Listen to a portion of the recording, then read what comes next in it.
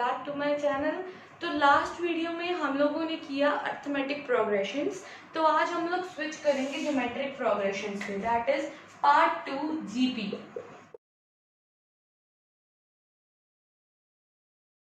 Alright, GP आप लोगों को सबको पता होगा कि जीपी होता क्या है। इसकी फुल फॉर्म में अगर बोलूँ तो that is the geometric progressions. जैसे हमने एपी में पढ़ा था, एपी में हम लोगों ने ये पढ़ा था कि कोई भी सीक्वेंस या कोई भी सीरीज एपी हमारे पास तब होगी जब हमारे पास कॉमन डिफरेंस सेम होगा। मतलब जब हमारे पास डिफरेंस कॉमन होगा या सेम डिफरेंस होगा तब होगी। तो जीपी में बस हम लोगों ने इतना डिफरेंस रखना है, यहाँ पर कॉमन डिफरेंस नहीं, यहाँ पर कॉमन रेशियो आती है। अगर हमारे पास सीक्वेंस ऐसी होती है जिसमें टू सक्सीडिंग नंबर्स में या टू सक्सीडिंग टर्म्स में हमारे पास रेशियो सेम होती है, तो उसको मैं बोलूंगी कि ये हमारे पास सीक्वेंस जो आ रहा है या सीरीज आ रही है वो जीपी आ रही है। अगर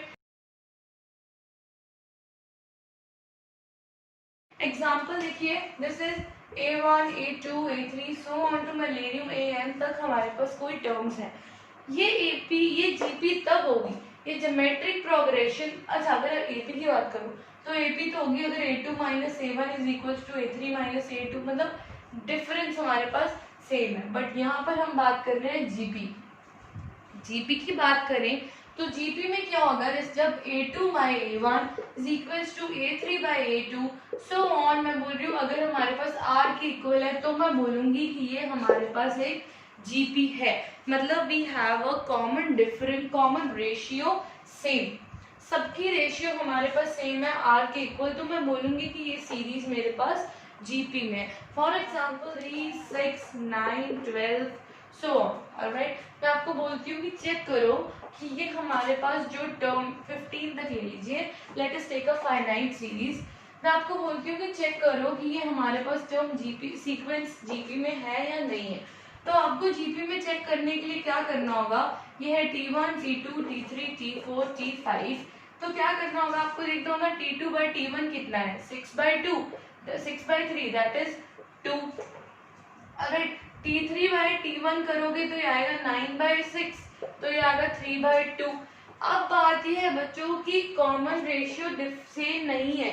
अगर कॉमन रेशियो सेम नहीं है इसका मतलब ये जो सीक्वेंस है मेरे पास जीपी में नहीं है। अगर हमारे पास कॉमन रेशियो सेम होता तो उसका मतलब होता कि ये जो सीक्वेंस है हमारे पास जीपी में होता, बट सीक्वेंस जीपी में नहीं है क्योंकि कॉमन रेशियो सेम नहीं है। ऑलराइट, अब मूव करते हैं हमारे पास how to write 3 terms in an GP. अगर मैं आपको बोल दूं कि 3 टर्म्स को जीपी में लिखो, तो लिखने का बहुत ही इजी वे है। ए से शुरू हो जाइए, उसके बाद आगे मूव करते जाइए, ए आर का स्क्वायर, ए आर का cube, so on to move करते जाओगे। तो दिस इज द टाइप, इस टाइप से हम लोग लिखते हैं कि जीपी में टर्म्स कैसे हैं। लास्ट में एक टेबल बनाएंगे, वीडियो को एंड तक देखना जरूर। एक टेबल बनाएंगे जिसमें आपको बहुत ही इंपॉर्टेंट चीज बताऊंगी जो आगे एंड में एनडीए में बहुत काम आने वाली है आपको। सबसे फर्स्ट इसका हमारे पास आता है formula, how to find the sum of the series in GP या सम ऑफ सीक्वेंस या सीरीज या सीक्वेंस इन जीपी। मतलब जीपी में हमारे पास कोई सीक्वेंस है तो उसका सीरीज है, सीक्वेंस नहीं आएगा क्योंकि हम सम की बात कर रहे हैं। सम, अगर सीरीज का सम निकालना है जीपी में तो उसका फॉर्मूला क्या होगा। यार अब बहुत डरते हैं स्टूडेंट्स, तो मैं आपको बताती हूँ। दो केसेस बनेंगे, या तो आर ग्रेटर देन 1 होगा या आर लेस देन 1 होगा। ठीक है, आर मतलब कॉमन रेशियो, या तो कॉमन रेशियो बड़ी होगी 1 से या कॉमन रेशियो छोटी होगी 1 से। ठीक है, तो अगर तो ये हमारे पास बड़ी है 1 से, तो हमेशा ये याद रखो जो चीज बड़ी है वो चीज आगे आएगी, जो चीज हमारे पास बड़ी है वो चीज आगे आएगी। मतलब r की पावर n-1 बाय r-1। और इसमें देखो जो चीज छोटी है, अब देखो इसमें 1 बड़ा है तो 1 आगे आएगा। सो इसको ऐसे याद रखा करो, this is the formula to find the sum of the series that are present in a GP. ध्यान से देख लो इसको दिमाग में फिट कर लो, how to write the sum of series in any GP.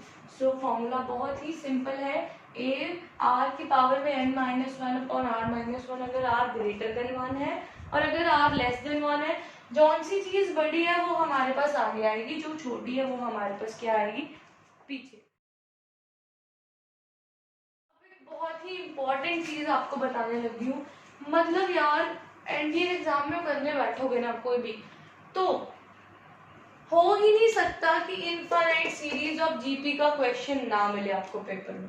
How to find the sum of infinite series, ठीक है, और जो हमारे पास किसमें है, जीपी में। Very very very very very important, और I must say the most important, और इसके क्वेश्चन जरूर आते हैं आपके पेपर में कि how to find out the sum of the series, sum of the infinite series. तो इनफाइनाइट सीरीज मुझे दी है a r square, a r cube, so on. अब यार ये खत्म नहीं हो रही है, इन्फिनिटी तक जा रही है, तो इसको लिखने का मतलब इसमें एक चीज और आएगी कि आर जो हमारे पास है वो -1 से लेके 1 के बीच में लाई करना चाहिए। तो यार इसका फॉर्मूला जितना डिफिकल्ट नेम उतना इजी फॉर्मूला, सम को लिखने का फॉर्मूला होता है a/1 minus of r। This is the formula to find the sum of the infinite series in an GP. The most important, how to find the sum of infinite series in an GP. अब आप लोगों के लिए एक question है, आप लोगों को मैं पूछती हूँ कि how to write the sum of infinite series in an AP. तो this is a question for you guys कि एपी में अगर मैंने सम ऑफ इनफाइनाइट सीरीज निकालनी हो तो इसका मेथड क्या, मतलब उसका फॉर्मूला क्या होता है, और इसको सोचो और इसका मुझे बताना कि how what is the answer for sum of infinite series of in an AP. Moving further on the results of GP, very very very important, ठीक है, बहुत ही इंपॉर्टेंट 3 रिजल्ट्स, और हमारी जीपी का वो होलिया बदल देते हैं, उल्टा कर देते हैं सब। पहला रिजल्ट हमें ये बोलता है कि अगर every term of an GP, अगर हर एक टर्म जीपी की, ठीक है, उसको मैं कोई भी एक कांस्टेंट से मल्टीप्लाई करती हूँ या डिवाइड करती हूँ, तब भी जो रिजल्टेंट मेरे पास सीरीज आएगी वो मेरे पास जीपी ही होगी। मतलब कि अगर एक जीपी, ये मेरे पास एक जीपी है, उसको मैंने मल्टीप्लाई कर दिया कोई भी k दैट इज कांस्टेंट के साथ, ठीक है, या मैंने डिवाइड कर दिया, तब भी जो इनका रिजल्ट आएगा वो मेरे पास एक जीपी ही होगा, very first. Alright, for example इसमें मेरा कहने का मतलब ये है कि देखो मैं बोलती हूँ a1 a2 a3 a4 और a5, ये मैं बोलती हूँ कि ये जीपी है, ठीक है। और अब मैं आपको ये बोलती हूँ इसका जो हमारे पास रेशियो है, कॉमन रेशियो r है। अब मैंने हर एक टर्म की इसको मैंने मल्टीप्लाई कर दिया k से,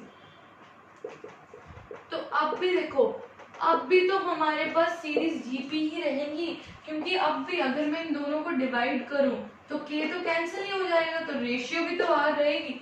इसका मतलब कि whether we are dividing it with any constant or we are multiplying a GP with any constant, actually the terms of an GP, then also the result will remain in GP with the common ratio R.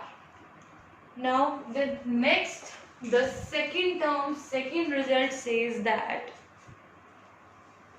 if each term in a GP is raised to the power k, alright, is raised to the power any constant, then also the resultant will remain in a GP में ही result आएगा, बस उसकी common ratio change हो जाएगी। मतलब कि अगर मेरे पास ये एक जीपी है, ठीक है, ये मेरे पास एक जीपी है और मैंने इसको मल्टीप्लाई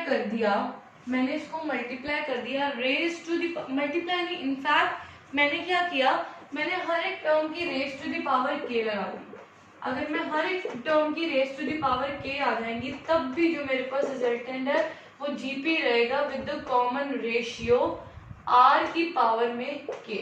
ये हमारे पास कॉमन रेशियो, इसकी कॉमन रेशियो अगर r है तो इसकी r raise to the power k में कन्वर्ट हो जाएगी। Right, now the third and the last.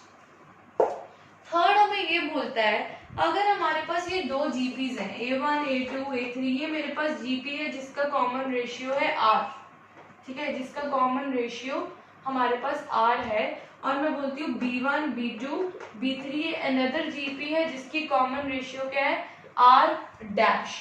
तो अगर मैं इन दोनों को मल्टीप्लाई करके लिख देती हूँ that is A1, B1, A2, B2, तो अगर मैं ऐसे लिख दूँ तब भी ये जो रिजल्ट आएगा वो मेरे पास जीपी में ही होगा, बस इसका common ratio R into R dash के बराबर हो जाएगा। So these three are the most important results of a GP, जिसमें से फर्स्ट क्या बोलता है अगर जीपी की हर एक टर्म को k से मल्टीप्लाई कर दिया है, डिवाइड कर दिया, तो मेरे पास रिजल्ट है वो जीपी में ही रहेगा जिसकी with the common ratio R। Second आपको बोलता है अगर A1, A2, A3 ये दो एक जीपी है, ओके, ये जीपी है, उसकी मैंने क्या किया हर एक टर्म की raise to the power k कर दिया, तो रिजल्ट भी हमारे पास फिर जीपी में आएगा, बस इसकी कॉमन रेशियो r की पावर k में कन्वर्ट हो जाएगी। थर्ड आपको बोलता है दो जीपीज हैं जिनकी कॉमन रेशियोज अलग अलग हैं, अगर ये दोनों जीपीज को मैं मल्टीप्लाई कर देती हूँ तो उनकी कॉमन रेशियोज भी क्या हो जाती है, मल्टीप्लाई हो जाती है। लास्ट एक बहुत ही इंपॉर्टेंट टेबल जीपी का टेबल हमारे पास सिमिलर जो हमने एपी में बनाया था, सिमिलर टेबल हमारे पास जीपी में बनेगा, जिसको हम टेबल का नाम देंगे selection of terms, selection of terms in a GP. GP की बात करें तो जीपी की बाद में हमारे पास तीन टर्म्स आएंगी, नंबर ऑफ टर्म्स, फिर आएगा टर्म्स कौन सी हैं, और लास्ट हमारे पास आएगा रेशियो, जिसको हम बोलेंगे common ratio. Okay, number of terms हमारे पास तीन केसेस में आएंगी, दो आएंगे, एक तो आएंगी 3, 4 और 5। अगर हमारे पास नंबर ऑफ टर्म्स 3 है तो इसकी टर्म्स को हम कैसे लिखेंगे, a बाय आर, a और a बाय आर का, या इसको आप लिख सकते हो a r। This is the way you can write 3 terms in a GP with the common ratio of R. With the common ratio of R. How to write 4 terms in a GP? 4 terms in a GP को लिखने का way होगा a by r का square, a by r, a और a r with the common ratio of r square.